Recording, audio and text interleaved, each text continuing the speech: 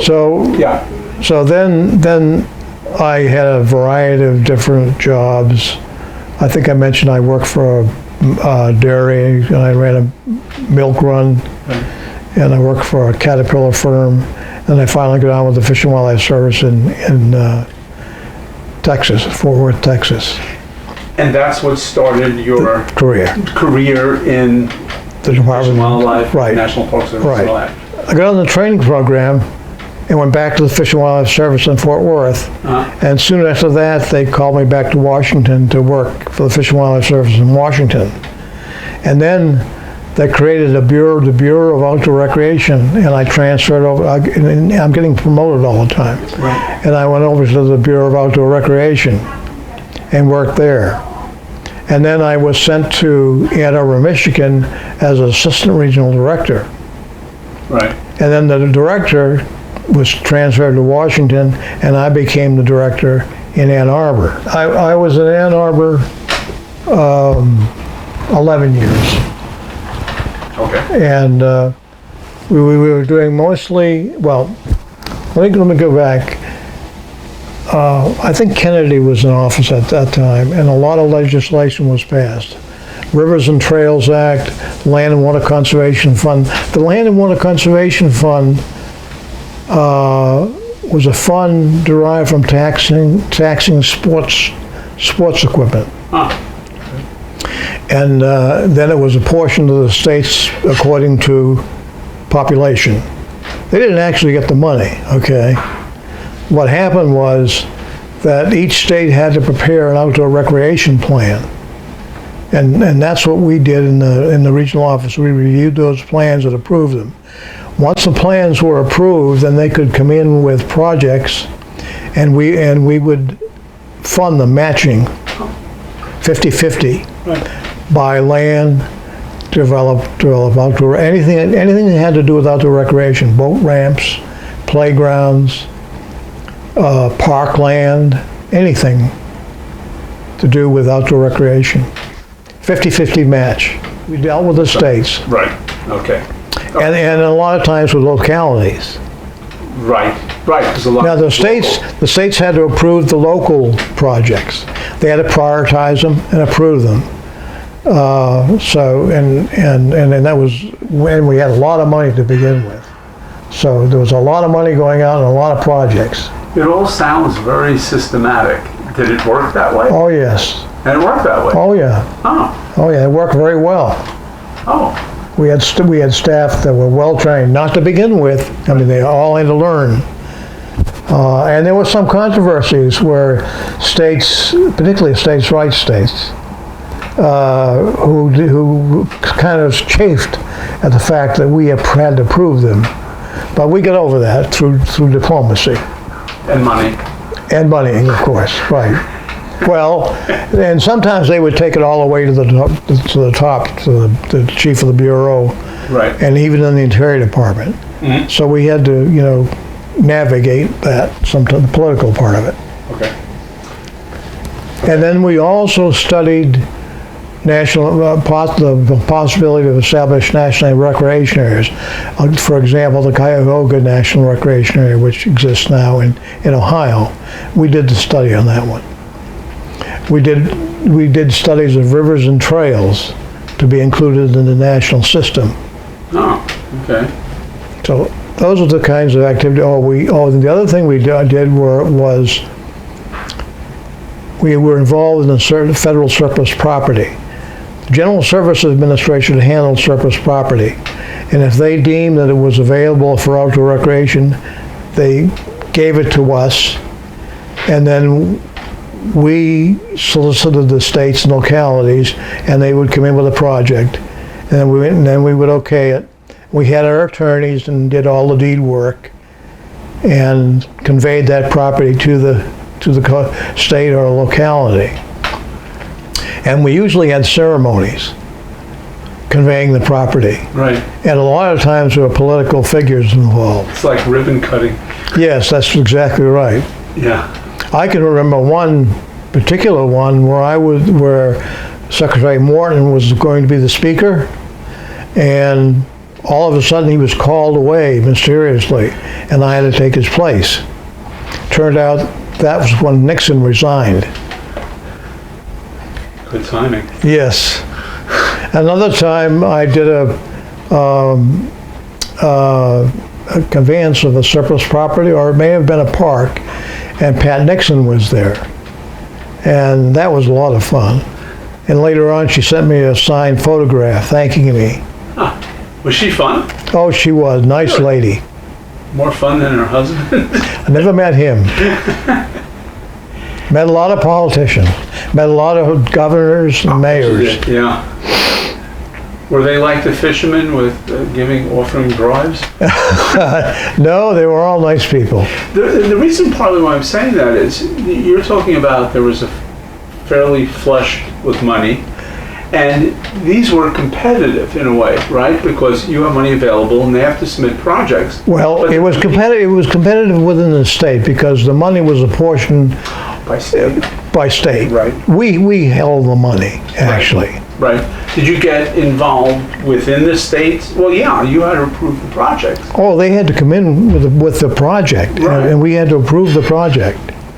Didn't that kind of stuff get really interesting in terms of the politics of local and statewide Oh, it did. competing for fairly large amounts? Well, we never got involved in that because that was within the state. Oh, okay. We never had to arbitrate that. Okay. Did you see it though? Were there any times, you know? Not really. Oh, really? Not really. Huh. No. You just stayed. But we to begin with, we had a lot of problems with state plans because some of them were just too peripheral, not detailed enough, Right. or the priorities were obviously skewed. And so we had a lot of negotiation to do with the states on state plans. Also, we're talking here about late 60s? Is that what? Yes, middle, late 60s. Middle to late 60s. So this was a time, as I recollect, that the environmental movement was really just kind of starting. Yeah. Or really... Oh, no, it was going. It was going, but yeah. really developing power. And amazingly enough, a lot of things were done during the Nixon administration. Particularly money. Money was flowing during the Nixon administration. To these kinds of things. Yeah, right. Huh. Right. So he wasn't the No. anti-environmentalist that... When we got up with Carter, that's when things got bad, money-wise. Carter was really a stingy guy. He was more conservative than Republicans are today. Yeah. Anyway, it was a good program, and I'm not sure. I've been out of this thing for 20 years, so I don't even know if it's still operating. I assume it is. Right. How long were you doing that part of your work? Okay, I worked there until 1978. Ooh. So we're talking about like what, 10 years? 11 years. 11? And then I transferred to San Francisco as a regional director out there in San Francisco. Okay, let me stop you there. Let me come back and let me do my best, worst, scariest, funniest, whatever. Let me do those because they will prompt some other memories. It may not, but it may. During those 11 years, is there anything that pops out in your mind in terms of what was the best experience or the best situation you ever had that really pops out? The best or the most enjoyable? The most enjoyable. Yeah. Because I'm going to get to the least enjoyable. I guess the most enjoyable events where I came in to the governor's office because it was a big project and we took pictures and schmoozed. I guess I enjoyed that the most, those events. Okay, good. The worst? The worst was in Illinois, and we were looking at a river, and we were flying in a Bell Ranger helicopter in a snowstorm. And that was probably the most frightening thing I've ever done. Of course, I was just sitting there. Yeah. you could hardly see anything. Yeah, you It was a really don't blizzard. fly in snowstorms, do you? Well, it just happened. It was the winter time. Yeah. We're flying and we just got in a snowstorm. That was probably the most frightening thing. Okay. Oh, and the other thing, one of the most interesting experiences I had, and frightening and enjoyable at the same time, was my very first helicopter ride. We were in Illinois on a flat land overlooking the Mississippi River. And I did not know this, but the cliff was hundreds and hundreds of feet high. You couldn't see it. This helicopter lifted off and then went over the cliff, and my stomach just went down. Because you were looking down, straight down. It was this helicopter went over this thing, and there was nothing down there for hundreds of feet. That was the most interesting experience. Fun, frightening, enjoyable. Interesting. Okay. My first flight in a helicopter. Yeah, we talked about your flying in Alaska. Okay, now we got the helicopter. How much travel did you do by helicopter or plane? Probably overall not that much, but a fair amount. You enjoyed, you said that. I enjoyed it. I had never had any problems flying. Okay, I love small. And of course, commercial flying, I was flying all over the place commercially. Right. It's not the same. I can remember first flying in those first turboprops when they were serving free drinks. And people were staggering off the airplanes. Not me, but other people were. Okay. The funniest. Was there some funny experience or funny situation that you remember that just gave you a belly laugh? I can't think of any. I really can't think of any. Okay, well, I'm not going to make you, okay? I'm not going to, any others, the most stupid, the most annoying? How about the most annoying? Did anything really irritate you or anybody in particular really annoy you? Well, I think this is probably true of any staff in an office. There were people that annoyed the hell out of me. Because?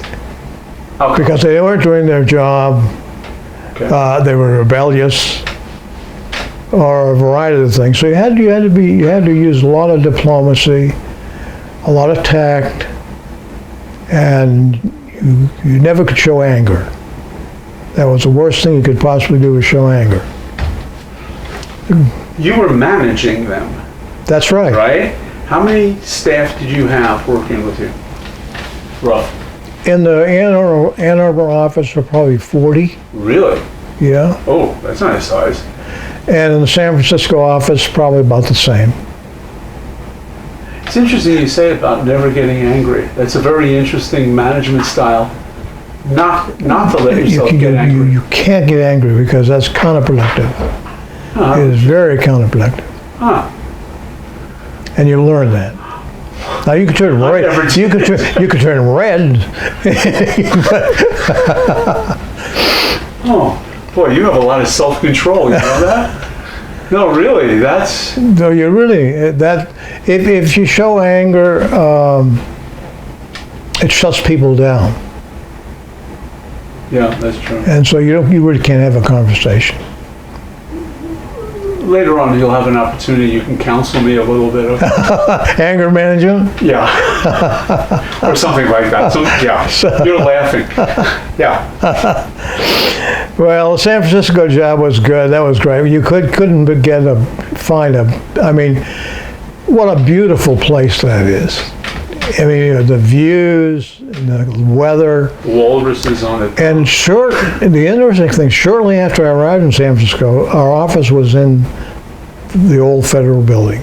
And kitty-corner to the federal building was the city office. Mm-hmm. And Mayor Moscone was there. He was the mayor. And early on, he was murdered. I was in the federal building, and probably there when he was murdered. I don't know. I was traveling. He was murdered, and so was Harvey Milk. And Dianne Feinstein became the mayor. Ah, Diane. Right. So you were there during the diet? Of course, I read in the papers. I didn't know it had happened at the time. Right. And this was around when? Well, I moved out there in '78, so it had to have been like '78 or '79. Okay. Okay. I'm trying to also position this stuff in a sort of a timeline. Right. So I was doing the same thing in San Francisco that I was doing in Ann Arbor. How many people were there? Like about 40. Were they different? Was there a different kind of feeling with the San Francisco office? A little bit easier? No, it was about the same. It was about the same. And they're all federal employees. They're all federal employees. So that might, yeah, right. Now, I can't give you the time frame, but